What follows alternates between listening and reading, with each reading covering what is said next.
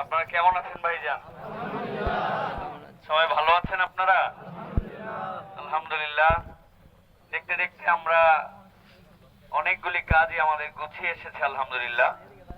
আজকে নিরেট ভালোবাসা নিয়ে আমাদের অনেক ভাইরা এখানে আসছেন। এই রোদ, দুপুরের যে গরম, যে সময়টুকুতে আমি এখানে আসছি আজকে, একদম কাঠফাটা রোদ তখন। তা আমরা দেখেছি আস্তে আস্তে অনেক এই নির্মাণ শ্রমিক, তারপরে রাস্তার পাশে যারা গ্যারেজ বিভিন্ন জায়গায় কাজ করে, তারাও ঠিক ওই সময়টুকুতে বিশ্রাম করছে, তারা কাজ করছিল না। তা আমি পকেটের মধ্যে একটা পান নিছিলাম, রাস্তা অনেক জ্যাম ছিল জন্য আমি বাইক নিয়ে আসছি। তখন একটা পান খাওয়ার জন্য এক জায়গায় একটু মনে করলাম দাঁড়াবো, তো একজন ভ্যানালা আমাকে বলতেছে যে একটু ছায়ায় দাঁড়ান।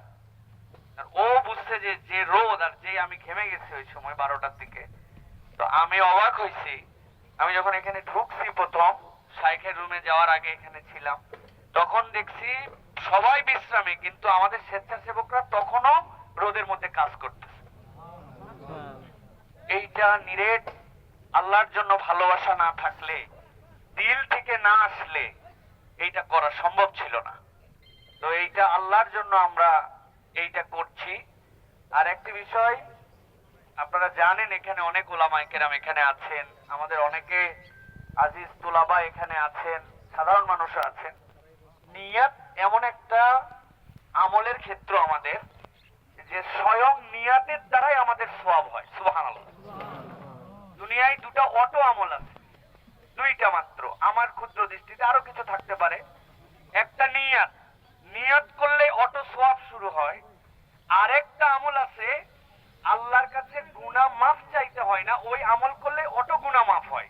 সেটা হচ্ছে নবীজি সাল্লাল্লাহু আলাইহি ওয়াসাল্লামের প্রতি কেউ যদি দরুদ পড়ে, আল্লাহ অটোমেটিক দরুদ পড়লে 10টা গুনাহ মাফ করেন। অটো মাফ আর অটো সওয়াব। তো আমাদের এই নিয়তকে বারবার বিশুদ্ধ করতে হয় ভাই। আমরা মানুষ তো, আমাদের অন্তরের মধ্যে লোক দেখানো চলে আসে, রিয়া চলে আসে, একটু একটু করে শয়তান ওয়াসওয়াসা দেয়। তো প্রতিক্ষণেই নিয়তকে বিশুদ্ধ করার চেষ্টা করতে হয়।